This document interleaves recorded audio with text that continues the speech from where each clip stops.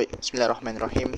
Hari ini saya nak bersama rakan-rakan nak membentangkan laporan kerja sosial dalam bentuk pembentangan dan juga slide dan serta video assignment. Jadi perkara pertama yang kami ingin mengukakan atau ingin membentangkan ialah bab pertama, iaitu pengenalan. So sebelum kita go through kepada apa-apa saja yang selepas ini, so kita nak tengok pengenalannya dulu, iaitu latar belakangnya.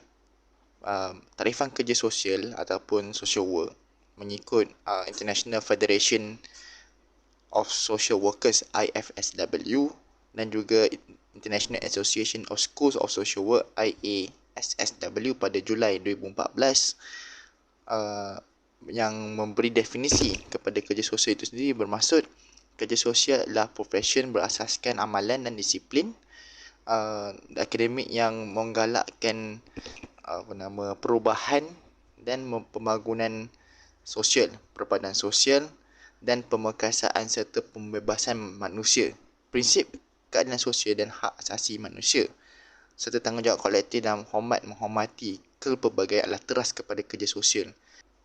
Dan selepas itu kita melihat pula takrifan kerja sosial ini dalam bentuk konteks Malaysia yang dibawa oleh Persatuan Pekerja Sosial Malaysia, di mana ia memberi maksud kerja sosial itu ialah profession yang dipandu oleh sekumpulan pengetahuan dan nilai dan kemahiran menggunakan pendekatan biopsikososial untuk memudahkan fungsi sosial individu, keluarga, kumpulan dan komuniti yang optimum. Pekerja sosial menggalakkan kod etika dan kelakuan berdasarkan nilai hak asasi manusia dan keadilan sosial. Itu yang dibawa oleh maksud yang dibawa oleh Persatuan Pekerja Sosial di Malaysia. Selepas itu kita melihat pula kepada objektif program sosial ini dilakukan, iaitu oleh kami. Saya ambil satu saja daripada banyak-banyak yang kami senaraikan, iaitu membantu para mahasiswa untuk mengenal pasti dan memahami isu sosial dan dari perspektif teori dan praktis kerja sosial yang lebih bersifat ilmiah, saintifik, empirical dan juga mendasar. Selepas itu kita maklumkan pula tentang significant program. Significant program yang kami ingin membentangkan ialah menyediakan wadah bagi para mahasiswa menggabungkan teori dan praktikal bagi kursus kerja sosial agar dapat menganalisis isu sosial semasa serta mampu mencadangkan solusi relevan kepada isu tersebut. Dan seterusnya kita tengok pada limitasi, di mana limitasi kita ada dua yang kami senaraikan, iaitu limitasi umum dan limitasi spesifik. Alright. Limitasi umum yang kami senaraikan ialah tidak dapat meliputi banyak golongan rentan yang lain seperti penyakit dadah dan juga gelandangan, kerana fokus kita pada ketika itu ialah kepada anak-anak yatim di rumah sentuhan budi. Dan isu limitasi program yang spesifik ialah rumah sentuhan budi itu dihuni oleh kebanyakan dan seluruhnya ialah warga wanita ataupun kanak-kanak perempuan yang berumur 7 hingga 12 tahun. Jadi tiada kanak-kanak lelaki, maka ini mengakibatkan tidak capai objektif kami. Itu limitasinya. Okay, so saya akan bersambung kepada part 2. Jadi pekerjaan sosial ni memang penuh makna guys. Tujuan dia nak tolong orang keluarga dan masyarakat supaya dapat kehidupan sosial yang lebih baik. Bayangkan, tanggungjawab dia bukan main penting. Lain orang yang ada masih keluarga, orang tua atau yang tak sihat. Memang satu usaha yang hebat lah orang kata kan. Kita ada satu konsep ni, teori sistem yang tengah hot sekarang. Dia fokus on macam mana komponen-komponen dalam satu sistem berinteraksi dan saling mempengaruhi. Bukan main, dia tengok sistem macam entiti kompleks yang bekerjasama untuk capai matlamat sama. Ni tak hanya berguna dalam bidang sains je, tapi dalam psikologi, sosiologi dan manajemen pun boleh apply. Dia macam bagi kita pandangan yang lebih holistik lah. Nak analyse dan solve masalah pun jadi senang. kita boleh optimize performance system, but decision making lebih baik, dan strategi penyelesaian masalah pun boleh jadi lebih efektif. Basically, teori sistem ni bagi kita perspektif yang komprehensif, mengakui kebergantungan dan kesaling hubungan antara elemen dalam satu sistem. So kita kena ada approach sistem lah dalam solve masalah dan make decisions. Dalam bidang kerja sosial pula, kita pakai teori ni bila nak tackle masalah sosial. Tackle kan. So dia macam cermin untuk kita tengok masyarakat ni macam satu puzzle yang berkaitan antara satu sama lain lah. So lepas tu ada lagi satu teori ni, teori tingkah laku. Dia kata tindakan manusia mainly dipengaruhi oleh rangsangan dan isyarat dalam persekitaran diorang. Inilah yang penting dalam kerja sosial, sebab dia jadi framework yang valuable untuk faham and facilitate perubahan tingkah laku dalam individu and community. Dengan akui peranan kuat faktor persekitaran, pekerja sosial boleh faham better punca and motivasi asas tingkah laku tertentu. So diorang boleh develop intervention and strategies yang sesuai untuk galakan perubahan positif. Teori tingkah laku ni macam panduan lah bagi pekerja sosial. Dia bagi pemahaman yang komprehensif tentang macam mana rangsangan luar berinteraksi dengan proses dalam diri manusia. So diorang boleh handle and modify tingkah laku problematik dengan efektif. Bukan saja nak improve well-being, tapi juga nak foster personal growth and development. So last one adalah rangka kerja psikologi. Ni tentang pemahaman yang menyeluruh lah tentang minda manusia, khususnya dalam hubungan emosi antara individu and penjaga diorang. Teori ni penting dalam kerja sosial, terutamanya bila deal dengan keperluan dengan kanak-kanak dan keluarga. So jadi dalam nutshell, pekerjaan sosial ni bukan main penting guys. Ada banyak teori-teori yang membantu pekerja sosial buat kerja diorang dengan lebih efektif. Semua ni bertujuan nak make the world a better place, kan? Tajuk yang seterusnya ialah metodologi kajian. Metodologi membincangkan dan menerangkan kaedah pengumpulan dan analisis data yang digunakan dalam projek kerja sosial Universiti Islam Malaysia. Bab metodologi menerangkan apa yang dilakukan dan bagaimana melakukan untuk menyempurnakan projek kerja sosial ini. Merangkumi beberapa komponen penting termasuk reka bentuk program, lokasi program, responden, belanjawan dan juga prosedur. Yang pertama sekali dari segi reka bentuk program. Reka bentuk kajian ataupun epidemiologi adalah satu set kaedah atau prosedur yang digunakan dalam pengumpulan dan analisis data dalam kajian. Reka bentuk kajian melibatkan deskriptif dan analisis. Projek kerja sosial Universiti Islam Malaysia ini dijalankan secara kaedah lapangan melibatkan 13 orang mahasiswa dan mahasiswi ijazah sarjana muda keuangan Islam dan ijazah sarjana muda pentadbiran muamalat sidang akademik 2022 dan 2023. Projek kerja sosial ini dijalankan secara bersama mengikut kaedah lapangan tersebut. Yang lokasi program bertempat di Rumah Sentuhan Budi RSB Petaling Jaya Selangor, dijalankan pada 3 Disember 2023. Pemilihan lokasi ini dibuat berdasarkan kepada faktor logistik dan juga geografi.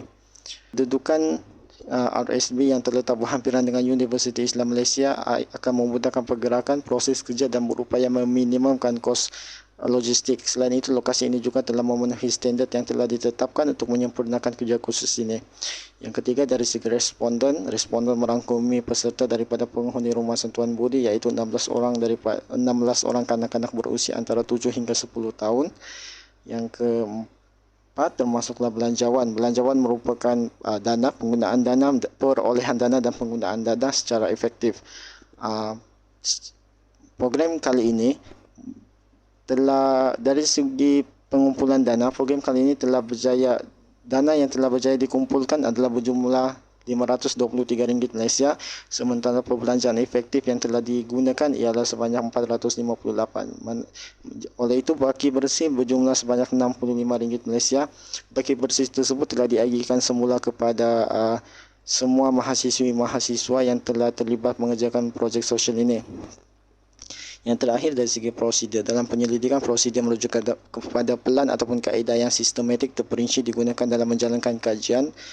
pengumpulan data yang relevan. Usul mengenai projek kerja sosial ini telah pun diutarakan sejak kelas pertama lagi. Sejak itu, idea projek kerja sosial ini telah berkembang. Proses pertama melibatkan lantikan majlis tertinggi dan ahli jawatan kuasa program. Berikutan itu, setiap usaha program telah menyediakan kertas kerja permohonan dan kerjasama dengan pihak luar. Bendahari telah berjaya mendapatkan dana tajam untuk menjayakan program. Dana tajam melibatkan sumber dalaman dan luaran universiti. Perbicaraan seterusnya melibatkan penentuan lokasi dan pengisian program. Setelah lokasi dipilih, beberapa AJK ditugaskan untuk pengumpulan berjumpa secara fizikal dengan pihak RSB bagi mendapatkan maklumat persetujuan dan untuk mengajukan projek kerja sosial ini pada 3 Disember 2023. Bermula pada jam 9 pagi hingga 2 petang, program telah berjaya dilaksanakan. Dalam bab 4 berkaitan dengan dapatan dan perbincangan, kami senaraikan 3 perkara penting, iaitu kemahiran komunikasi, kemahiran berfikir kritis dan juga kemahiran kepimpinan. Dalam kemahiran komunikasi, kami nyatakan komunikasi dalam konteks Islam, di mana komunikasi dalam konteks Islam ataupun Islamik membantu membentuk persepsi dan respon mahasiswa terhadap isu sosial, menciptakan pemahaman yang lebih mendalam dan kohesif dalam pelaksanaan program kerja sosial. Ini dapatan dan kajian dan perbincangan lah berkenaan dengan kemahiran komunikasi. Sosial dapatan dan perbincangan dan kemahiran komunikasi ialah kemahiran yang berfikir kritis, di mana kami mengambil perspektif teori dan praktis kerja sosial, di mana pengamatan empirikal dan refleksi atas situasi nyata dapat membentuk pemikiran kritis mahasiswa dalam menilai dan menyelesaikan isu-isu sosial. Dan seterusnya, dapatan dan perbincangan kami dalam kemahiran kepimpinan. Kemahiran kepimpinan yang berasaskan nilai Islam, yang itu yang kami tekankan.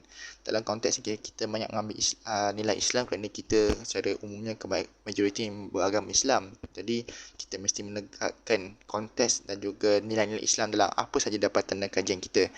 Yang kami ingin kemukakan ialah penggunaan kemahiran kepimpinan dengan merujuk kepada nilai-nilai Islam dapat memberi dimensi etika dan moral dalam setiap tindakan, iaitu yang kami nak mendapati dan juga kami bincangkan dalam kami punya assignment atau laporan kami.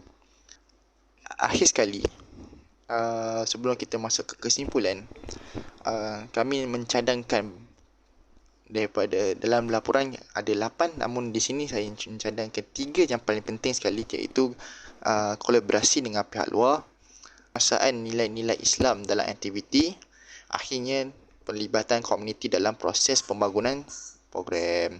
Dan ini kita tekankan sebab kita pertama kali melakukan program-program kerja sosial, maka saya yakin kalau kita mampu membuat perubahan menggunakan cadangan-cadangan yang dikemukakan, insya-Allah kita akan mampu membuat lebih baik. Seterusnya saya akan serah kembali kepada Ismail Abdullah untuk kesimpulan. Kesimpulannya, hari kami di Rumah Sentuhan Budi RSB menjalankan program kerja sosial untuk anak-anak RSB memang sangat menggembirakan hati dan memberi kesan yang positif. Melibatkan diri dengan gadis-gadis yang berusia 7 hingga 19 tahun yang menarik, sekumpulan 16 jiwa yang penuh potensi terbukti menjadi sebuah pengalaman yang saling memperkayakan. Tarikh 3 Disember 2023 akan terukir dalam ingatan kami sebagai hari perhubungan empati dan kegembiraan.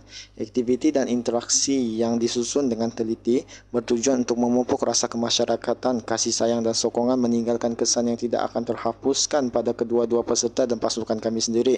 Dari pagi sehingga jam 2 petang kami menyaksikan kuasa hubungan manusia dan kesan mendalam yang boleh dilakukan oleh usaha kolektif dalam membentuk masa depan yang lebih cerah untuk anak-anak yang layak ini. Gelak tawa yang dikongsi, bertukar cerita dan detik pelajaran yang dikongsi mewujudkan suasana kemesraan dan kesefahaman yang baik.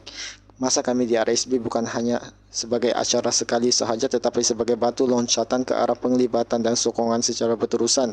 Senyuman di wajah gadis-gadis muda ini menjadi peringatan walaupun usaha atau perbuatan baik yang kecil boleh mendatangkan perubahan yang sangat ketara dalam kehidupan mereka yang sangat memerlukan.